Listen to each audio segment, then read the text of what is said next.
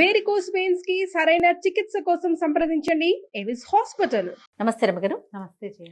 రమగారు, periods లో కొన్ని పనులు చేయమంటారు, కొన్ని పనులు చేయకూడదు అంటారు. అసలు పూర్వకాలం అయితే చక్కగా ఆ 5 రోజులు ఒక పక్కన కూర్చోబెట్టి పూర్తిగా రెస్ట్ ఇచ్చేవాళ్ళు, శరీరానికి మనస్సుకి కూడా.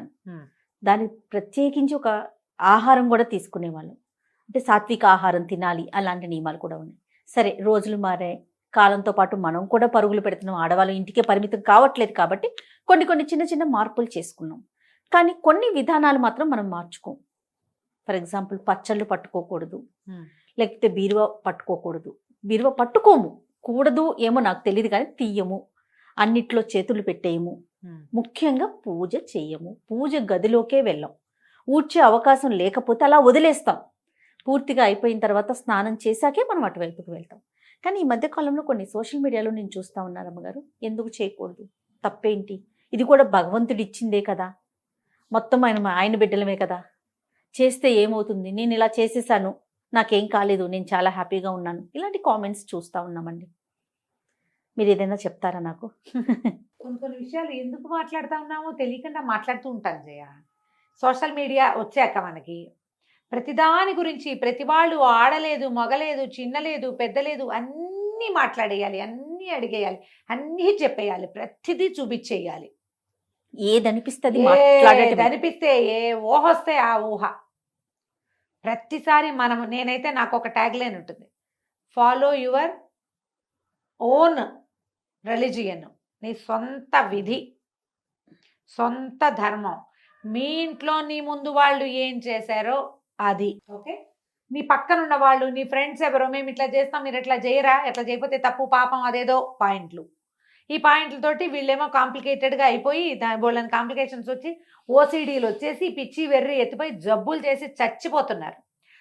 ఏమనాలంటే ఒకసారి ఎంత దిక్కుమాలిన మాటలు మాట్లాడతారంటే, దేవుళ్ళు ఎందరు, వాళ్ళల్లో వాళ్ళకి తేడాలు.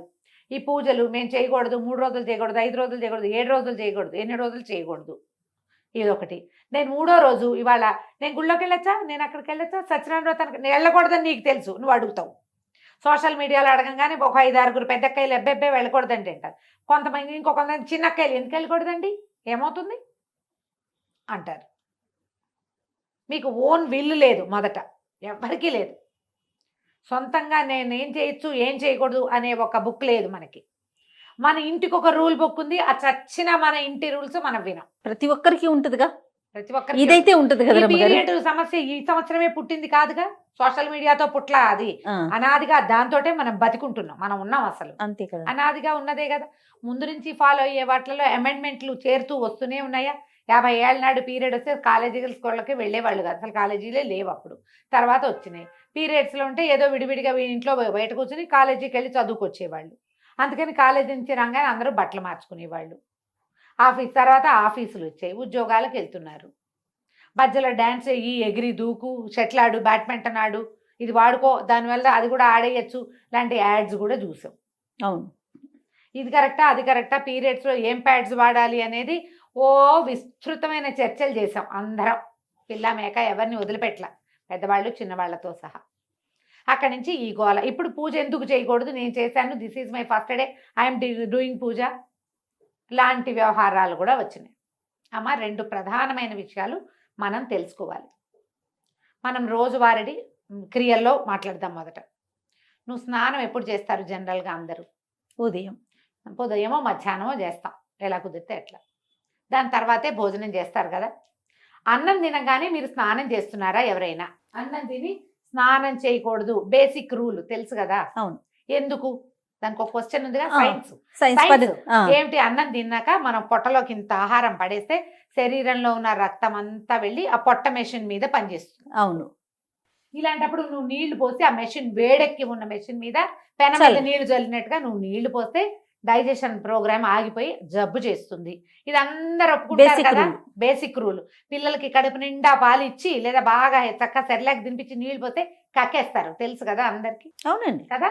ఇప్పుడు పీరియడ్ టైం అందరికీ రాదు, కొంత మగవాళ్ళకి అస్సలు 0, ఓన్లీ ఆడవాళ్ళకి. 10 ఏళ్ళు దాటిన తర్వాత 50 ఏళ్ళకి 55 ఏళ్ళకి దగ్గరలో ఈ మొత్తం పీరియడ్ అంతా ప్రతి నెల ఈ ఋతు అవస్థ ప్రతి ఆడవాళ్ళకి వస్తుంది.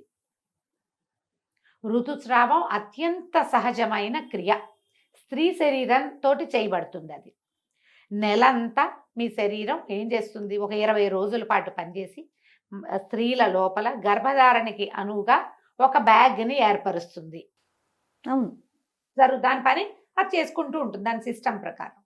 ఎప్పుడైతే గర్భధారణ సమయం దాటిందో, ఎప్పుడైతే ఓవ్యులేషన్ పీరియడ్ దాటిపోయింది, అక్కడ ఏమి ఓవ్యులేట్ అవ్వలేదు, ఏం అవ్వలేదు, గర్భావస్థ రాలేదు, తర్వాత ఏమవుతుంది, ష్రెడ్ అయిపోయి దాని అంతట అది ఊడిపోయి దాని ఏ ముచుకకి అది పట్టుకుని ఉన్నదో ఆ బ్యాగ్ అది వదిలేస్తుంది. అది స్లోగా బయటకు వచ్చేస్తుంది, డిశ్చార్జ్ అయిపోతుంది. డిశ్చార్జ్ అయి సహజంగా అత్యంత సహజమైన క్రియ. దీని గురించి వెగటుగా మాట్లాడడానికి వీల్లేదు, ఎందుకంటే నీ బతుకు దాని మీద ఉంది, మనుషుల పుట్టుక దాని మీదే ఉంది, దాన్ని గౌరవించి తీరాలి.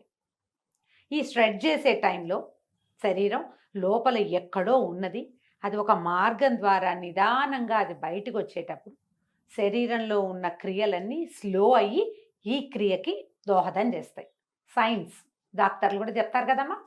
ఏ డాక్టర్ గైనకాలజిస్ట్ అయినా చెప్పేదేగా.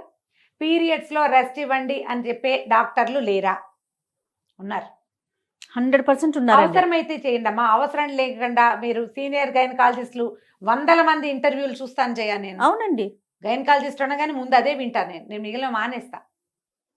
పీరియడ్ టైంలో సాత్వికంగా తినండి, గైనకాలజిస్ట్ చెప్పకర్లా, మన ఇంట్లో ఉన్న ముస్సిలి మా అమ్మ కూడా చెప్తుంది. అవును, హాయిగా లైట్ ఫుడ్ తినండి, రెస్ట్ తీసుకోండి, ఓ పక్కన ఉంచండి.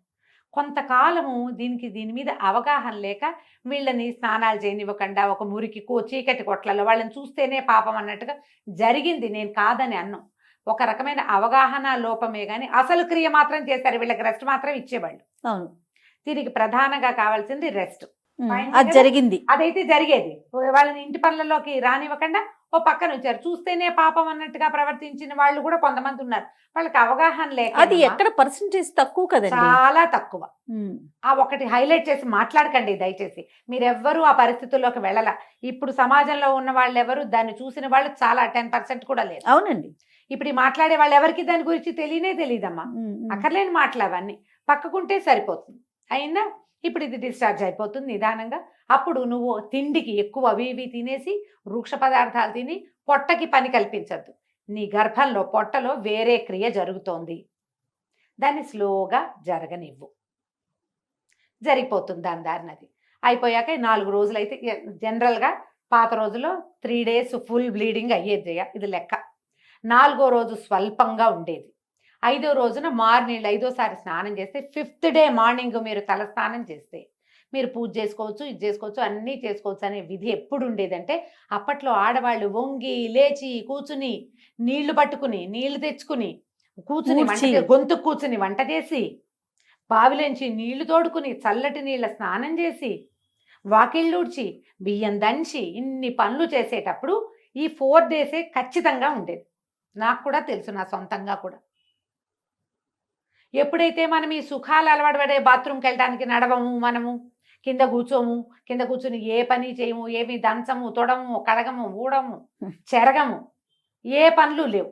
ఇప్పుడు పీరియడ్స్ పైకి కిందకి సహజంగా అయిపోతున్నాయి అందరికీ కూడా. ఇప్పటికీ కూడా 4th dayకి బ్లీడింగ్ పూర్తిగా ఆగిపోయే వాళ్ళు 50% ఉన్నారా లేదా? ఉంటారు ఖచ్చితంగా. అందుకే ప్రెగ్నెన్సీలు, నార్మల్ ప్రెగ్నెన్సీలు చాలా ఉన్నాయి కదా. ఉన్నాయి కదా. నార్మల్ ప్రెగ్నెన్సీ ఎవరికి వస్తుంది? పీరియడ్స్లో ఫ్లక్చుయేషన్స్ లేని వాళ్ళకి నార్మల్గా ప్రెగ్నెన్సీలు వచ్చేస్తాయి.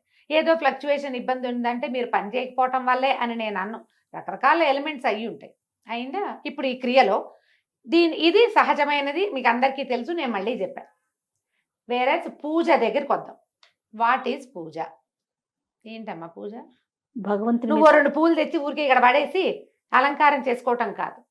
నీ పూజ చేస్తే మన శరీరంలో ఉన్నటువంటి బ్లడ్ పైకి వెళ్తుంది, చక్రాస్లో ఉన్న ఎనర్జీ పైనున్న సహస్రారంలో ఉన్నటువంటి శక్తిని చూడ్డానికి పైకి వెళ్తుంది. అది మనకి ఇప్పుడు పీరియడ్లో శక్తి అంతా ఎక్కడికి వెళ్తోంది? తిరోగమనంలో ఉంది, కిందకి వెళ్తోంది. ఈ కిందకెళ్ళే శక్తిని నువ్వు పట్టిలాగి పైకి తీసుకెళ్తానంటాం ఏంటి గొప్ప? అది ఏంటమ్మా? అది ఎందుకు చేయాలి ఆ పని? పూజ అంటే నువ్వు పువ్వులు పెట్టడం, ఐఎమ్ డూయింగ్ పూజ, నాకు ఇంగ్లీష్లో 4 వాక్యాలే వచ్చమ్మా, అంతకంటే రావు, ఇవే వచ్చు. డూయింగ్ పూజ అంటే ఏమొచ్చు మీకు?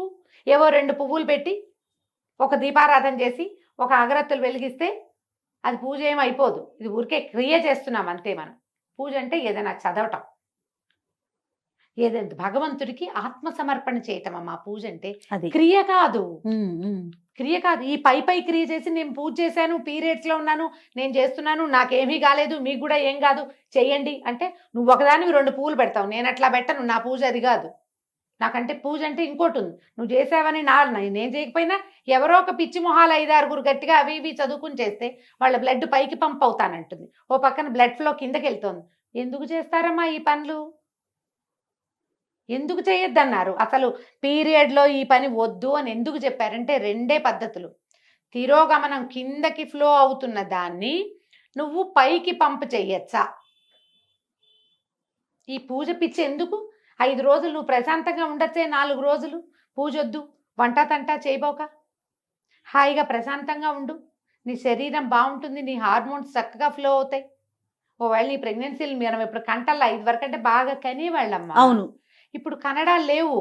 ఎవరు 1, 2 కంటాం. కొన్ని అసలు ఆ 1 కూడా వద్దనుకునే అవి కూడా తయారైనాయి ఇప్పుడు, అవి వద్దని. కానీ మీకు మీ శరీరం తన పని చేస్తుంది. బుద్ధి నీది, వద్దనుకునే బుద్ధులు మనవి. శరీరానికి మాత్రం దాని ప్రకృతి ధర్మం ప్రకారం ప్రతి నెల అది రెడీ అవుతూనే ఉంటుంది. నువ్వు వద్దన్నా అది మాందు కదా. నువ్వు అదేం చేస్తుందో దాన్ని చేయని, అది ఏ రకంగా వెళ్తుందో దాన్ని వెళ్ళని వాళ్ళు. కానీ నీ ఐడియాస్ తోటి శరీర ధర్మాలని పాడు చెయ్యొద్దు. పూజ చేస్తే నాకేమీ కాలేదు, నాకేమీ కాదు అన్న నమ్మకం నీకుంటే నువ్వు నీ ఇంట్లో చేసుకో. దాన్ని ఫేస్బుక్లోను వాటిలోనూ పెట్టకు. నేను కొన్ని ప్రశ్నలు ఎప్పుడు ఎదుర్కొంటాను జయ.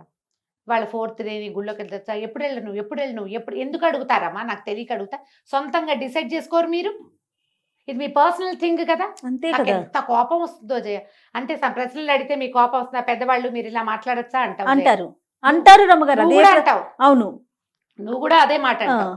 నేను అంటాను నీ సొంత పర్సనల్ థింగ్ నువ్వు ప్రతిసారి చేస్తావు. మీ ఇంట్లో మీ అమ్మ చెప్పింది, అమ్మమ్మ చెప్పింది, మేనత్త, అత్తగారులు అందరూ చెప్పుంటారు కదా, ఈ క్రియ ఉన్నప్పుడు ఇది చెయ్యకూడదు అని.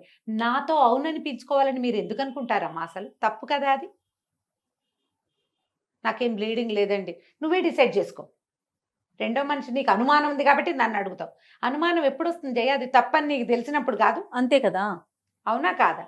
ఖచ్చితంగా. దయచేసి ఈ పీరియడ్స్కి ప్రవచనకర్తలు, పెద్దవాళ్ళు, ఆడవాళ్ళు మాట్లాడడం మానేయండి అమ్మా, స్పందించడం మానేయాలి. ఇది లాస్ట్ స్పీచ్. నేను మళ్ళీ ఇంకొకసారి పీరియడ్ మీద నీతో మాట్లాడి చేయ. పీరియడ్స్ గురించి ఇక నన్ను అడగద్దు, నేను చెప్పను. ఇవి వినడం వల్ల మీరు కేసులు చుట్టాలని నేనేమో అవి చూస్తున్నాను. ఇవి అతిగా మాట్లాడతారు. మగవాళ్ళు కూడా చెప్తున్నారమ్మా అక్కర్లేని మాటలు. ఎందుకు వచ్చింది ఇవి ఈ మాట్లాడడము? ఈ విన్న వాళ్ళలో ఒక్కొక్కళ్ళు భయస్సులు, పిరికి వాళ్ళు, పాపం మానసికంగా బలహీనలమ్మా.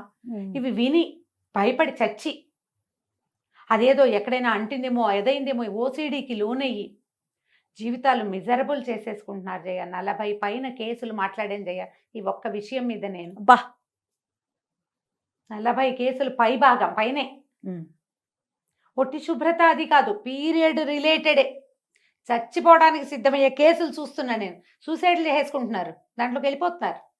పిల్లలు కలిపేశారని, ముట్టు కలిసిపోయిందని, అదేదో పంప మునిగిపోతుందని, ఆ 3 రోజులు వాడుకున్న బట్టలు మళ్ళీ వాడుకోకూడదని, గాజులు వేసుకున్న వాళ్ళు గాజులు కూడా తీసి బయట పారేయాలని, ఎన్నెన్నో మార్చాలి, ఇల్లంతా కడిగేసేయాలి, బట్టలన్నీ ఉతికేసేయాలి, దుప్పట్లన్నీ తీసి బయట పారేసేయాలి. పిల్లలు స్కూల్ నుంచి ఇంటికి వస్తే డేగ కళ్ళతో ఆ పిల్లలకి తల్లికి రిలేషన్ ఉండటల్లా ఇట్లా అవుతోంది. మీరందరూ మాట్లాడడం మానేయండి దయచేసి. అయితే అతివృష్టి రేపు అనావృష్టి చూస్తున్నాం. అవునా కదా రమ్మగారు? ఎవరి ఇళ్లలో ఏముందో వాళ్ళ ప్రకారం వాళ్ళని పాటించుకోనివ్వండి దయచేసి. పీరియడ్స్ లో చేయొచ్చా అని ఎవరైనా అడిగితే అమ్మా, ప్రవచనకర్తలు మీరు మాట్లాడకుండా ఉంటే చాలా రకాల మానసిక సమస్యలకి అసలు సమాధానాలు లేని స్థితిలో వాళ్ళని పెట్టేసిన వాళ్ళం అవుతున్నాం. నేను కూడా ఇంక్లూడెడ్ జయ. నేను చెప్తున్నా కదా, చేసిన పాపం చెప్తే పోతుంది. ఇదే లాస్ట్ వీడియో జయ. ఇక మళ్ళీ పీరియడ్ రిలేటెడ్ ఇష్యూ క్వశ్చన్, ఏ పండగ గురించి నువ్వు పీరియడ్లో ఉంటే ఎప్పుడు చేసుకోవాలమ్మా? పోలిపాడ్యమి నాడు దీపం పెట్టాలి. పాడ్యం వెళ్ళిపోయి రోజు నువ్వు బయట ఉన్నావు, 5 రోజుల తర్వాత మార్గశిర మాసంలో దీపం పెట్టమని నేను చెప్పచ్చా నీకు? తప్పు కదా. వినాయక చవితి నాడు పీరియడ్ వచ్చింది, ఎప్పుడు చేసుకోవాలి? ఏమి ఒక సంవత్సరం మానేసి వచ్చే సంవత్సరం చేసుకోకూడదమ్మా. కాదు రమ్మగారు, వినాయక చవితి పూజ దగ్గర నుంచి దసరా నవరాత్రుల దగ్గర నుంచి ప్రతి దానికి ఈ ప్రశ్నే చూస్తూ ఉంటాం అయినా మనం. కార్తీక మాసం, అది కూడా కార్తీక మాసం 5 రోజులు దీపాలు, పీరియడ్ వచ్చింది మా ఇంట్లో దీపం ఎలా ఏమవుతుంది కొంప మునక? మానేసేయండి. తర్వాత పెట్టుకో. నీ స్థితి నీకు ఒకదానికే కాదు కదా, నీ చుట్టూతో ఉన్న ప్రకృతి కూడా తెలుసు కదా. ఎస్, పిల్లలుంటే పెట్టించండి, లేకపోతే మానేయండి. కేవలం కామెంట్లలో ప్రశ్నలు మీ దాకా తీసుకొస్తున్నారు అమ్మగారు, కానీ మీరు పర్సనల్ గా కూడా ఎన్నో ప్రశ్నలు మాట్లాడతా. ఎదుర్కోవాల్సి వస్తుంది, మాట్లాడాల్సి ఈ వస్తుంది. 5 రోజులు పెట్టుకోలేనమ్మా, ఇప్పుడు ఏం చేయనమ్మా, ఆ తర్వాత పెట్టుకోండి అమ్మా అని చెప్తా. ఇదే ఆన్సర్. అవునని చెప్పాలి జయ, కనీసం 30 మందికి చెప్పా ఈ మాట, తెలుసా? కార్తీక మాసం రోజు దీపం పెట్టుకోవాలి కదమ్మా, పీరియడ్ లో పెట్టుకోలేము, అప్పుడు ఎలాగమ్మా? మీ ఆయనతో పెట్టించండి. మొగుడు ఒప్పుకోకపోతే కొట్టుకు చేస్తారా మీ ఇద్దరు ఈ విషయం మీద? వదిలేయండి. ఈ పీరియడ్ ఇంత గోల్ చేస్తోందమ్మా, సహజమైన క్రియని ఎంత కాంప్లికేటెడ్ చేసేసుకుంటారు జయ. చిన్న పిల్లల ముందు, పెద్దవాళ్ళు మీరు అన్నట్లుగా అందరి ముందు మాట్లాడేయాల్సిన పరిస్థితి వచ్చేస్తుంది. అంటే అదేదో దాచేది కాదు, కానీ మాట్లాడుకోవాల్సిన అవసరం కూడా లేదు కదా. లేదు, మీ ఓన్ సిస్టమ్ ని ఫాలో అవ్వండి.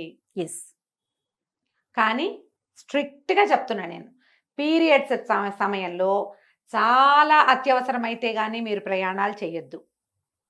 సాధ్యమైనంత లైట్ ఫుడ్, సింపుల్ ఫుడ్ తీసుకోండి. సాధ్యమైనంత తక్కువ పని చేయండి. పూజ అని మీరు దేన్ని భావిస్తున్నారో, ఏదైతే మీలో ఆధ్యాత్మిక భావాల్ని పెంపొందిస్తుందో ఆ పని చెయ్యొద్దు. It's a no, means నోయే.